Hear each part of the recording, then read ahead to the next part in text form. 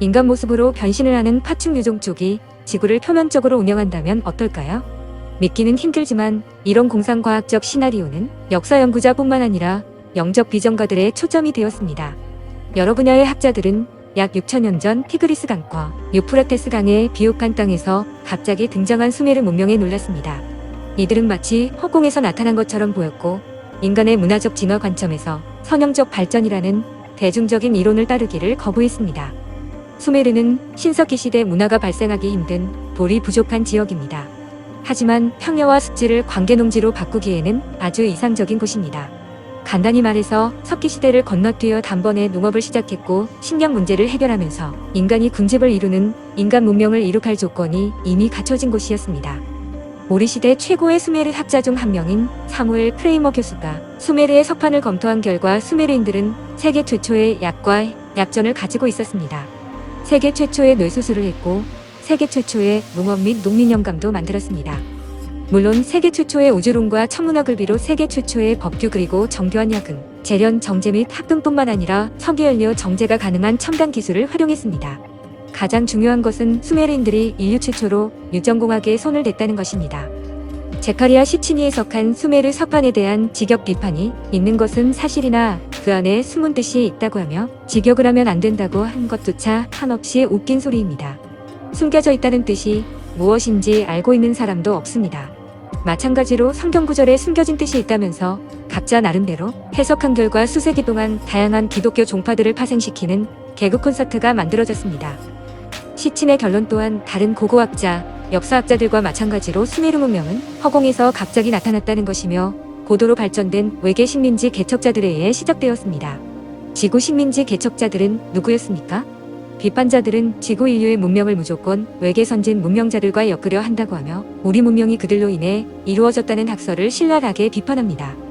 수메르인들은 그들을 하늘과 땅의 신들이라고 묘사했으며 이들은 실제로 하늘에서 지구 행성으로 내려왔습니다. 히브리어 구약 성서 원문에서는 하늘과 땅의 신을 네피림이라고 묘사하고 있으며 수메르인들은 이들을 아누나키라고 불렀습니다.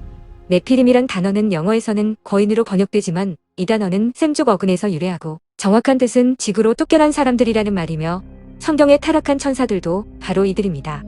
이들 네피림들은 이기기라고도 불리며 외계 식민지 원정군 사령부에 의해 노예처럼 부려지다가 반란을 일으키고 지구 곳곳으로 숨어들었으며 아누나키 지도부가 인류를 만들어내자 지구 인류와의 혼혈을 통해 거인족으로 불리는 이세를 낳고 원시 인류에게 문명과 과학기술을 전수하기 시작했습니다.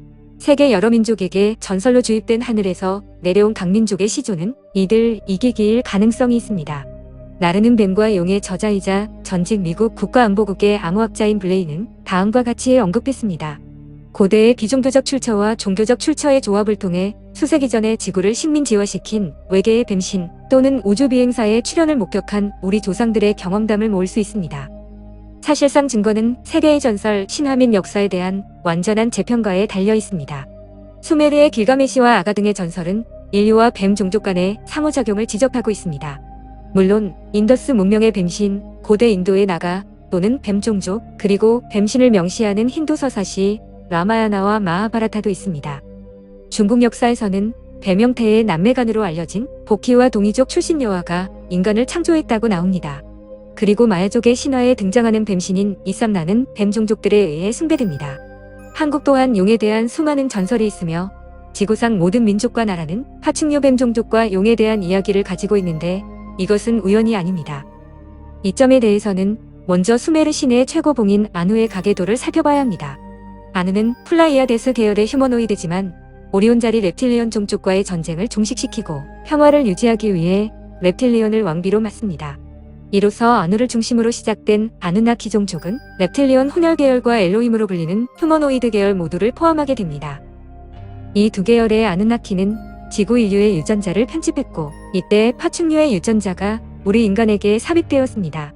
인류의 유전 코드는 60개 중에 20개만이 활성화되어 있고 비활성화된 코드 중에 렙틸리온에서 전달된 것들이 있습니다. 사실상 과학자들의 연구 결과로 인간의 성향과 유전자 중에는 파충류에서 비롯된 것들이 있다고 밝혀졌으며 심지어 식물의 유전자도 가지고 있습니다. 인간은 다른 영장류가 가진 48개 염색체에 비해 46개의 염색체만 가지고 있기 때문에 다른 모든 영장류와 극적으로 다릅니다. 진화론을 부르짖기 위해서는 이런 모든 것들을 철저히 무시해야만 합니다. 인간이 가진 처음 두 개의 염색체는 서로 융합되어 있으며 이것은 아누나키에 의한 유전자 조작을 증명합니다. 과학자들에 의하면 인간 DNA의 최대 97%는 아무런 역할도 하지 않아 정크 DNA라 불리는데 이것은 유전자 조작 외에는 다른 설명을 할 수 없습니다.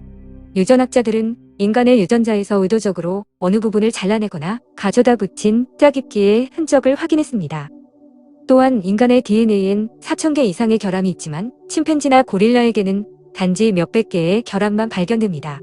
과학자들은 대략 20만 년 전과 3만 5천 년 전에 인간의 유전자에 갑작스러운 변화가 나타난 것을 발견했고 인간 기놈 프로젝트에 참여한 과학자들은 인간이 가진 정크 DNA가 외계 생명체들의 유전자 코드라고 확신합니다. 블레이에 따르면 아누나키의 유전공학은 원시 인류와 아누나키의 유전자를 결합해 구역에 등장하는 아담을 만들어냈고 이때 아담에게 아누나키 종족이 가진 휴머노이드와 레틸리언 유전자가 포함되었습니다. 결정적으로 아담은 여러 DNA를 이용해 자기끼한 클론 형식으로 생산되어 번식을 할 수 없었습니다. 아담이 번식을 하게 된 것은 바로 아누나키 중에 reptilian 계보를 이은 엔키에 의한 후성적인 유전자 조작인데 이것은 사탄이 하와를 깨어 선과 악을 알게 하는 금단의 열매를 먼저 먹이고 아담도 먹게 한 것으로 표현되어 있습니다. 유대인들의 하가다에 따르면 아담과 하와의 몸은 각질의 피부로 덮였으며 피부는 햇빛만큼 밝았고 그들의 몸은 빛나는 옷을 입은 것처럼 보였다고 묘사되고 있습니다. 따라서 아담과 하와의 신체는 윤기가 흐르면서 빛에 반사되는 비늘을 가진 파충류의 특징을 가졌습니다. 이러한 이유로 아담과 하와는 에덴 실험실에서 완성된 이후로 옷을 입지 않아도 되었습니다. 블레이는 아담과 하와가 금단의 열매를 먹은 것으로 묘사된 후성 유전자 조작의 결과로 광택이 나며 오돌투돌한 파충류 피부와 비늘을 잃었다고 주장했습니다. 이것은 아담과 하와가 금단의 열매를 먹은 후에 자신들이 알몸이란 것을 깨닫게 된 것으로 증명됩니다. 엔키가 reptilian 계보의 아누나키인 점을 감안하면 아담과 하와의 reptilian 특성을 제거하고 그들을 번식하게 만들면서 더욱 인간으로 만든 엔키의 유전자 조작은 아이러니가 아닐 수 없습니다. 블레이는 또한 우리에게 잘 알려진 가인과 아벨의 대안적인 이야기를 제시했습니다. 서기 1세기의 영지주의 문서인 아담의 묵시록에서는 아담이 그의 아들 세스에게 우리를 만드신 창조주가 세스의 어머니이기도 한 하와에게서 아들을 창조하셨다고 밝히고 있습니다. 여기서 주목할 점은 후성 유전자 조작으로 인간의 특질만 가지게 된 하와를 reptilian 형제를 보유한 아누나키, 엔키가 잉태를 시켜 가인이 태어났다는 점입니다. 가인은 인간과 아누나키의 초창기 하이브리드입니다. 이 점에 대해서 아담의 묵시록은 하와가 낳은 가인은 피부의 비늘과 광택이 풍부했다고 묘사하고 있습니다. 가인과 아벨이 바친 제물은 휴머노이드 계열의 아누나키인 엘릴을 위한 것이었습니다. 엘릴은 당연히 reptilian 계열 엔키의 유전자가 섞인 하이브리드 가인을 탐탁지 않게 여겼으며 아담과 하와가 낳은 휴머노이드 아벨이 바친 제물만 받아들입니다. 이로써 아벨은 시기와 질투를 못 이긴 가인에게 살해당합니다. 엔키가 아담과 하와에게서 reptilian 유전자를 제거한 근본적인 이유는 바로 엘릴이 유전자 조작으로 인간을 창조하는 것을 초기부터 반대했기 때문이며 이런 이유로 reptilian 계보의 엔키는 사실상 당시 지구 행성의 지배자였던 엘릴로부터 아담과 하와의 생존을 보장받기 위해 휴머노이드로 다시 개조해야만 했습니다. 아누나키의 지구유입 초창기에는 reptilian 유전자를 가진 엔키가 실질적인 책임자였기 때문에 파충류 reptilian에게 적합한 수분과 따뜻한 기후가 어우러진 나일강 삼각주, 인더스 계곡 및 티그리스 유프라테스강 유역에 문명을 세웠습니다. 엔키를 비롯해 모든 아누나키 종족은 인간들에게 신으로 추앙되었으며 여러 고대 자료 분석에 따르면 이들의 신장은 적어도 2m 40cm에서 3m 사이였습니다. 전체적인 외형으로 보자면 reptilian 계열의 아누나키는 휴머노이드 형태를 지니고 있지만 파충류의 꼬리를 가지며 도마뱀 같은 피부에 많은 양의 돌기와 비늘을 가졌습니다. 무엇보다 이들 reptilian 계열의 아누나키 신들의 머리에는 짧은 뿔이 있어서 신성의 표시라고 여겨졌습니다.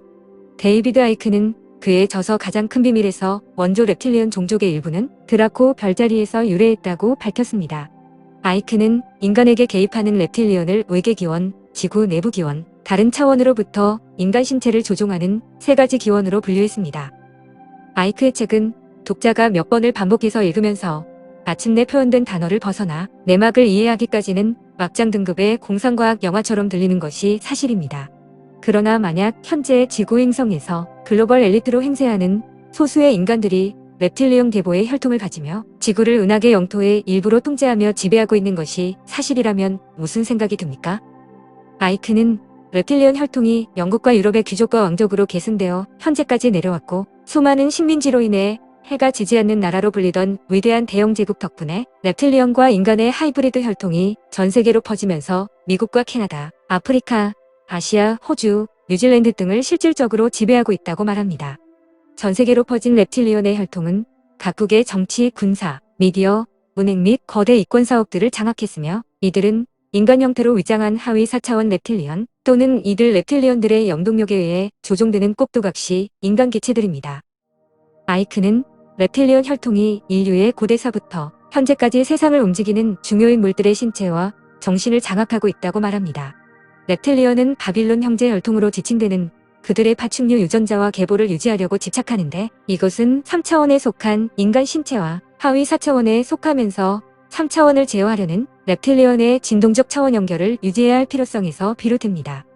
우리는 종교에서 언급하는 사탄과 타락한 천사들이 항상 사악한 뱀 또는 파충류로 묘사되는 것을 잘 알고 있으며 그 이유가 무엇인지의 답을 이미 알고 있습니다. 첫째, 성경의 원래 출처가 수메르 문명이란 것은 수없이 많은 학자들이 증명했습니다. 두 번째로 기독교 신자들은 성경에 등장하는 신을 유일신으로 믿고 있지만 구약의 구절에서는 신이 복수형으로 출현하며 신과 같은 편이었던 대천사가 타락해서 악마로 변했다고 나옵니다.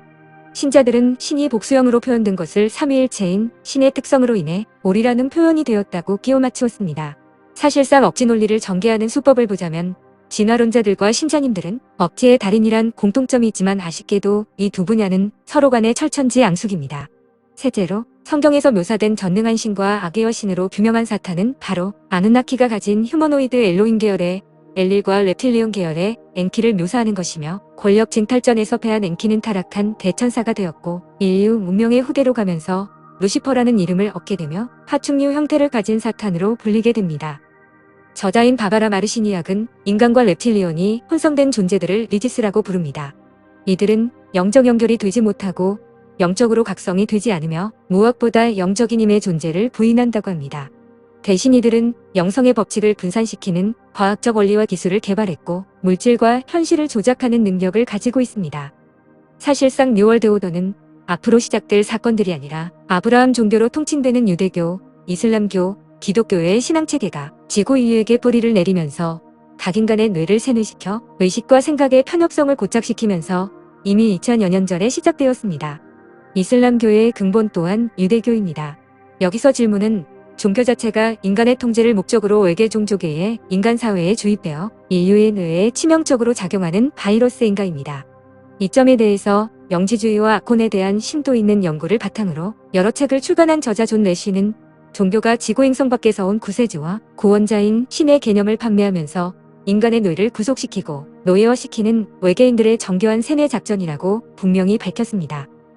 영지주의자들은 성경에 등장하는 신의 이름을 얄다바우스 그리고 데미오르고스로 불렀습니다.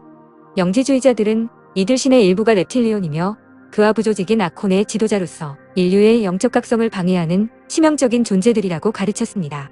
아콘은 심령적 스텔스 기능을 사용해 인류의 정신세계를 침범하는 영이 없는 존재 또는 아스트랄계의 정신적 기생충으로 다양하게 묘사되어 왔습니다. 이들 아콘은 인간의 공포심과 우울감을 증폭시켜 상상 속의 악마, 마귀, 괴물을 현실로 투영시키고 귀신 들림과 빙의 등을 조장하면서 막연한 사후세계와 현실에서 발생하는 공포심에 눌린 인간들이 종교에 매진하도록 종교의 입지를 굳건히 다지는 역할을 하고 있습니다.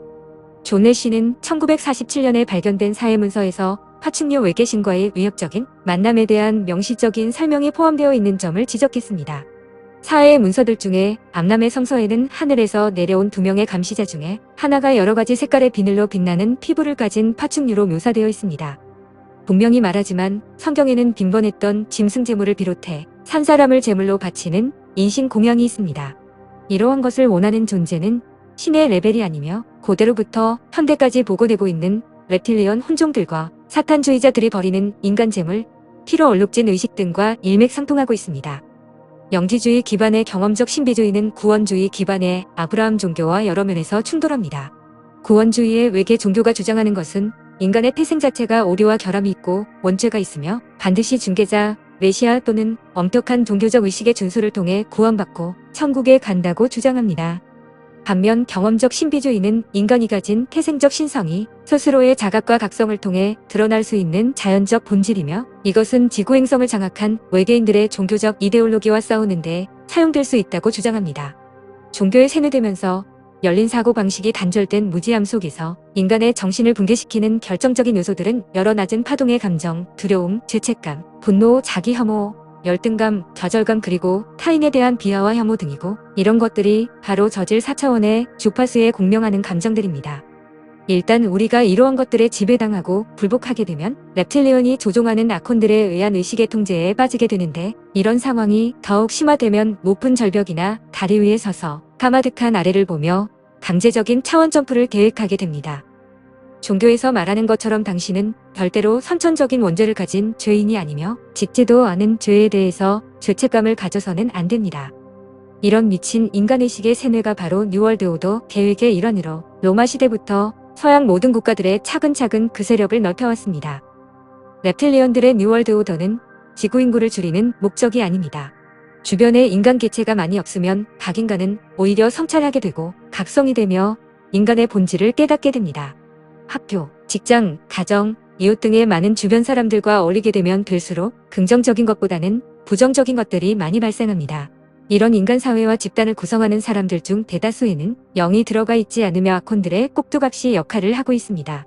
물질과 쾌락을 쫓으며 범죄를 저지르는 인간들이 득실거리면서 항상 대량의 부정적 에너지가 생산되는 지구 행성에서 reptilian과 아콘들이 인구를 줄일 이유가 없습니다.